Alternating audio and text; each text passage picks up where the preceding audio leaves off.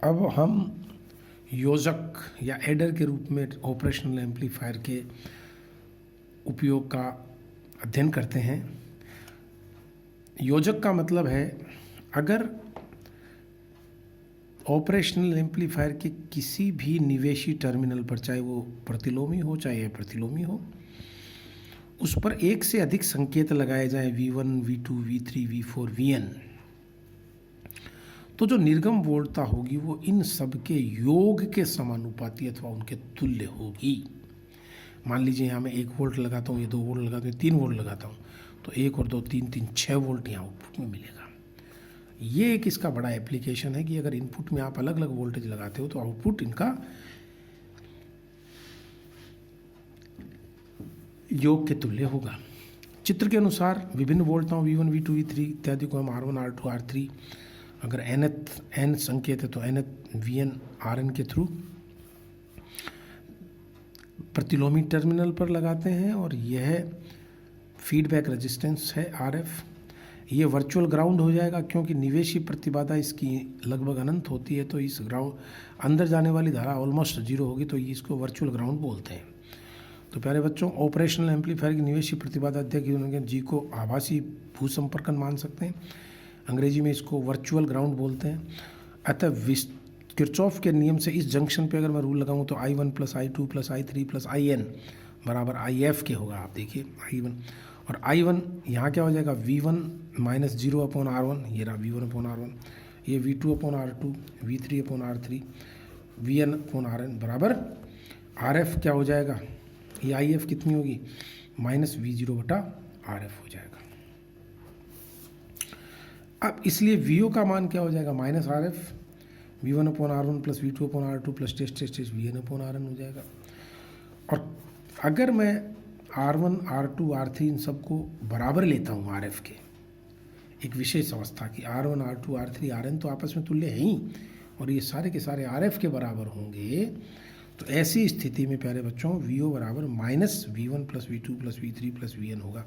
अर्थात ये आउटपुट जो है वो सारे इनपुट का योग के तुल्य होगा। ठीक है, ये योजक का सिद्धांत है। इसके उलट अगर आप में से कोई कहते कि नहीं sir R1, R2, R3, Rn का मान फीडबैक रेजिस्टेंस का कुछ n गुना हो, जैसे मान लो 2 गुना हो, 3 गुना हो, 4 गुना हो, तो बच्चों VO का मान -V1 + V2 + V3 Vn/n होगा। अर्थात निर्गम वोल्टता संकेत वोल्टताओं के औसत मान के तुल्य होगी, प्रोवाइडेड n बराबर कैपिटल N, n बराबर कैपिटल N होते ये औसत। तो योजक का कार्य संकेतों को जोड़ना भी है, और योजक का कार्य ही संकेतों के औसत मान को भी प्राप्त आउटपुट में करना होता है। नेक्स्ट जो इसका एप्लीकेशन है वो है डिफरेंशिएशन और इंटीग्रेशन के रूप में। ये काफ़ी इंटरेस्टिंग है। मैं इससे पहले कि आपको आगे बढ़ाऊँ, यहाँ पे मैं कुछ कमेंट करूँगा। आप देखिए इस परिपथ में यहाँ फीडबैक रेजिस्टेंस लगाया है और यहाँ पे इनपुट में रेजिस्टेंसेज लगाए। जब आप इसका एक समाकलक के रूप में इस्तेमाल करेंगे तो आप देखिए जो फीडबैक रेजिस्टेंस है उसके स्थान पर हम एक संधारित्र का उपयोग करेंगे। छात्र छात्राओं ध्यान दें, जब फीडबैक रेजिस्टेंस की जगह instead of the feedback resistance the moment I use a capacitor the operational amplifier starts working as an integrator. ये बात मैं यहाँ लिखी हुई है, मैंने लिखी है कि जब ऑपरेशनल एम्पलीफायर में पुनर्निवेशी प्रतिबाधा के लिए, पुनर्निवेशी प्रतिबाधा ये रही, उसके स्थान पे संधारित्र C का, ये C उसकी धारिता भी है, ध्यान रखिएगा, C न केवल इसका सिंबल है बट C इसकी कैपेसिटी भी है। तो संधारित्र C का उपयोग करते हैं तो निर्गम वोल्टता का मान, इस VO का मान निवेशी वोल्टता के समय के सापेक्ष समाकलन के समानुपाती होता है, proportional to the integration with respect to time. अतः इसको समाकलक कहते हैं। G को हम आभासी भू संपर्कित कहते हैं। ये देखो G को आभासी भू, तो किसी क्षण t पर, अब आप देखो ध्यान देना भाई, अगर आपको कोई कहते कि यहाँ धारा कितनी है तो V1/R1 होगी, और यही धारा I2 के बराबर होगी। और धारा क्या होती है कैपेसिटर में, rate of change of charge. तो देखिए I1 को मैंने लिख दिया V1/R1, ठीक है साहब, यहाँ पे लिख दिया। और I2 का मान I1 के बराबर है जब इसको वर्चुअल ग्राउंड मानते हैं तब, इसलिए I2 बराबर dq/dt लिख दिया। इन दोनों को मैंने बराबर कर दिया।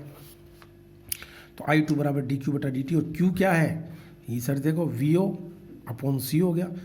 एक फॉर्मूला होता है 12वीं क्लास में आपको सिखाते हैं, Q बराबर CV। तो ये Q बराबर CV लिख दीजिए, और नेगेटिव साइन के साथ लिखना है -CVG। तो बच्चों ये आ जाएगा -CdVdt।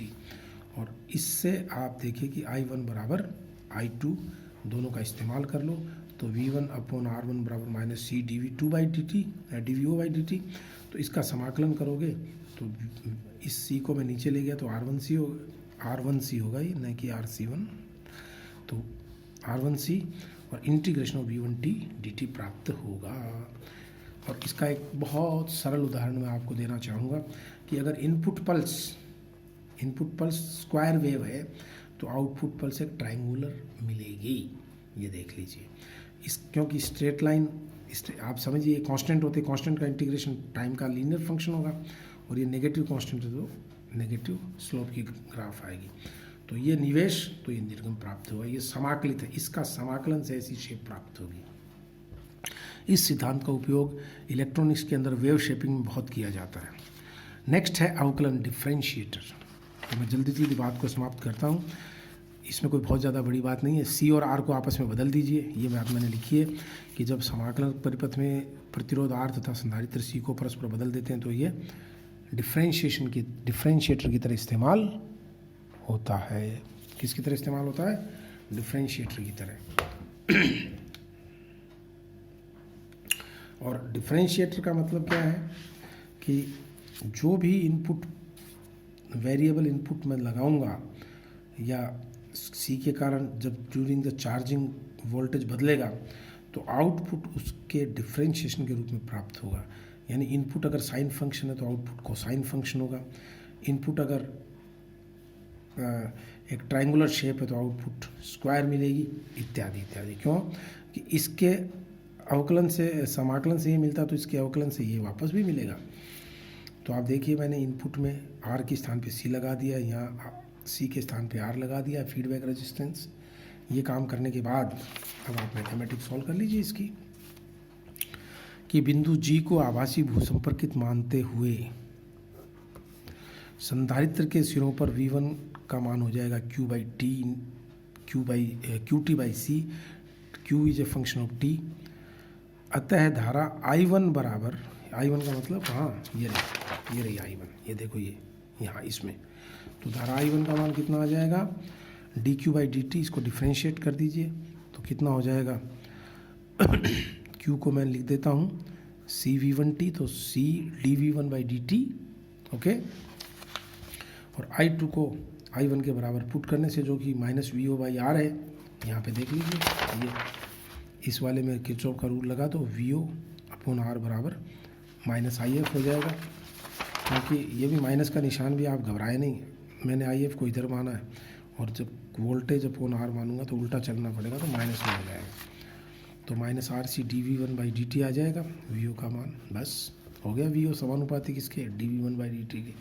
यही हमें सिद्ध करना था। और RC को अगर 1 ले लूँ तो ये दोनों तुल्य हो जाएंगे -dV1। तो आप देखो, अगर मैं इनपुट पल्स ट्रायंगुलर लगाता हूँ तो मुझे आउटपुट पल्स एक स्क्वायर प्राप्त होगा। ये इंटरेस्टिंग कॉन्सेप्ट है। तो प्रिय बच्चों, उम्मीद है आपको ये चैप्टर बहुत अच्छी तरह समझ में आया होगा। ये ऑपरेशनल एम्पलीफायर का अंतिम उपयोग था। अब मैं आपको अगले नए चैप्टर में लेकर के चलूँगा। धन्यवाद।